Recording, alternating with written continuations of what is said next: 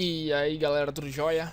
Bem, esse é um vídeo aula sobre modelos atômicos e nesse vídeo aula eu falarei sobre todos os modelos atômicos criados até hoje. Bem, esse vídeo aula será feito de ordem cronológica, então eu começaria falando sobre os modelos atômicos de Dalton, Thomson, Rutherford e futuramente Bohr. Bem, para começar, eu vou falar sobre o modelo atômico de Dalton. O primeiro fundamento do modelo atômico de Dalton dizia o seguinte: tudo que existe na natureza é formado por pequenas partículas microscópicas denominadas de átomos. Por exemplo, se nós temos uma montanha, preste atenção nessa cadeia montanhosa. Se a gente der um zoom nessa cadeia montanhosa, um zoom muito longo, vamos supor 10 a menos 9, nós podemos ver um monte de partículas bem juntas e próximas, pois essa cadeia montanhosa está na forma sólida. Isso é conhecimento atual, mas eu estou aplicando nesse modelo atômico de Dalton. Mas, se a gente dá um zoom muito maior, de forma que a gente chegue em apenas uma partícula, essa partícula Dalton denominou de átomo, denominando o átomo como a menor partícula do mundo, certo?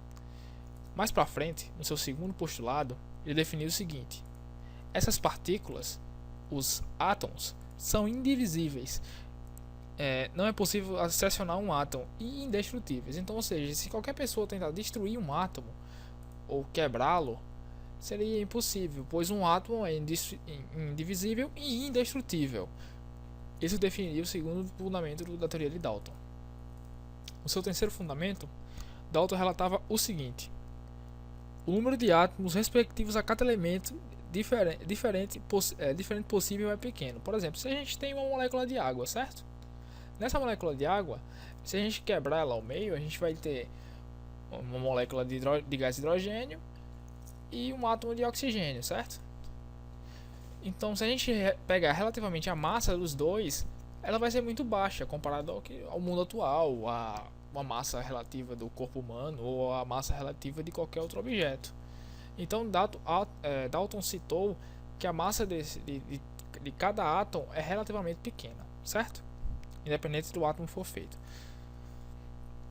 No seu quarto postulado, Dalton dizia o seguinte: átomos de elementos iguais sempre apresentam características iguais, bem como átomos de elementos diferentes, sendo que, ao combiná-los em proporções definidas, definimos toda a matéria existente no universo. Por exemplo, se a gente tem uma molécula de gás hidrogênio, ela vai reagir da mesma forma que outra molécula de gás hidrogênio, em qualquer estado ou em qualquer local. Claro, óbvio, se você pegar uma molécula de gás hidrogênio em um local que deforme ela, um local mais úmido ou um local mais quente, ela vai se comportar, ela vai ter uma certa diferença, mas se você botar elas no mesmo local, elas vão reagir de formas iguais.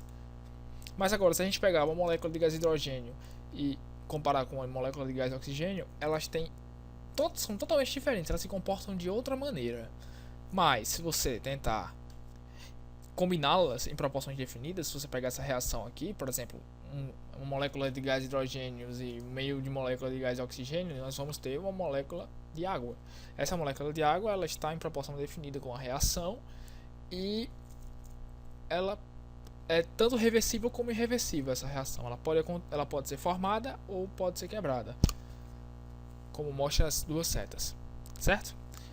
No seu próximo modelo, no seu próximo fundamento, ele diz o seguinte: os átomos assemelham-se a esferas maciças. Por exemplo, ele pode, muitos professores de cursinho e tal definem o átomo como bola de bilhar.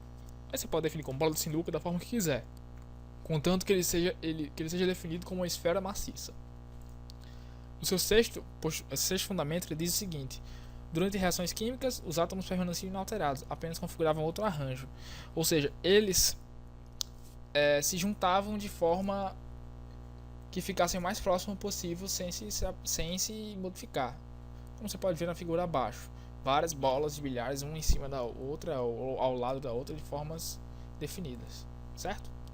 E no seu último postulado, Dalton falou do seguinte: a lei da proporção definida. Por exemplo, se você pegar essa equação aqui, a proporção dela vai ser 2 por 3 por 2.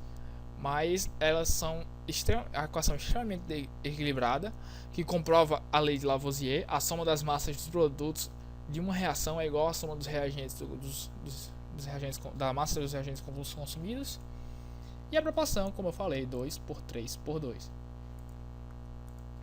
Agora vamos para a teoria atômica de Thomson. Thomson, ele herdou todo o conhecimento de Dalton, certo?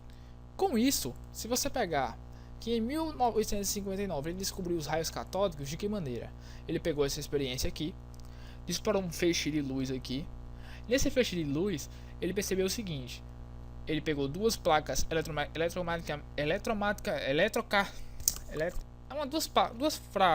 placas carregadas negativamente, e percebeu que esse feixe de luz ele ficava oscilando. Boa parte do feixe continuava fixo e outra parte oscilando. Com isso, ele conseguiu identificar os elétrons, que fez que ele mudasse o seu modelo atômico de Dalton, boa parte dele, depois da descoberta dos elétrons, das cargas negativas.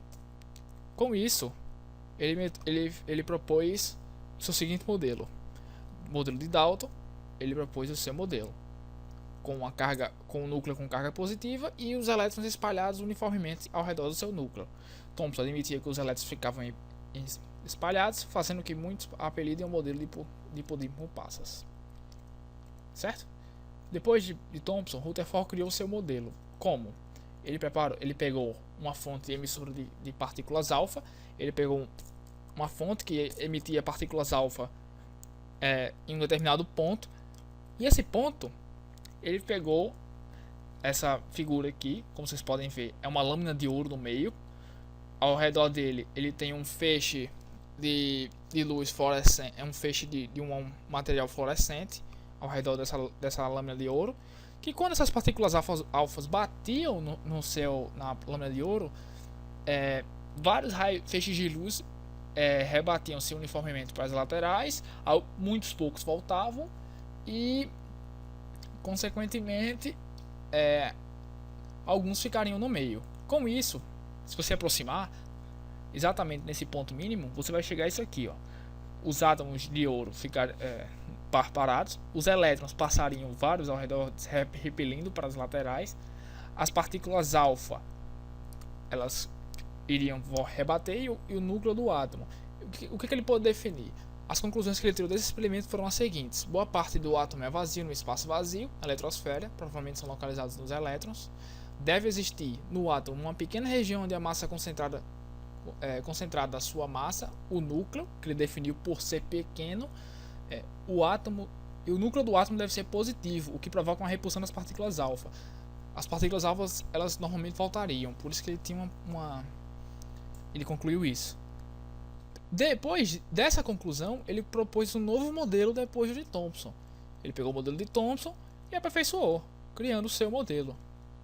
O modelo de Rutherford. Se você aproximar mais do modelo de Rutherford, você vai entender perfeitamente. O núcleo com carga positiva e carga neutra, seus elétrons girando ao redor em órbita, girando com velocidade. Só que ele ainda não tinha completado o modelo. Bohr veio para isso. E o modelo atômico de Bohr diz o seguinte: ele definiu a quantidade de elétrons máximas para cada camada e a quantidade de energia que esses elétrons possuíam. Com isso, ele definiu a camada K, a camada L, a camada M, O, P, Q, até aqui. Ele definiu a quantidade máxima de elétrons que se podiam ter. A K só pode ter 2, L 8, a M 18 e assim por diante. Depois disso, ele tabelou, claro, o número quântico, o número máximo de elétrons que cada camada pode ter, e a quantidade máxima de elétrons. O seu raio crescia de ordem crescente, e conforme a sua quantidade de elétrons e o seu número quântico. Uma questão que pode realmente cair de prova para vocês, que pode ser bem cobrada, é a diferença de cada modelo, como esses modelos cresceram. Por exemplo, o modelo de Dalton, ele definiu que a partícula era maciça, era indivisível, indestrutível e sem existência de carga. É o que você tem que focar nesse assunto.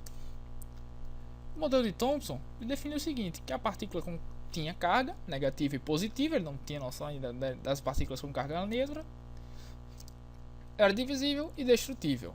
E por último, o modelo de Rutherford e Bohr, que ele conseguiu definir como é formado o átomo e subdividiu o átomo em camadas. camada K, P, O, Q e assim por diante. Espero que esse vídeo aula tenha ajudado vocês e até a próxima. E tchau!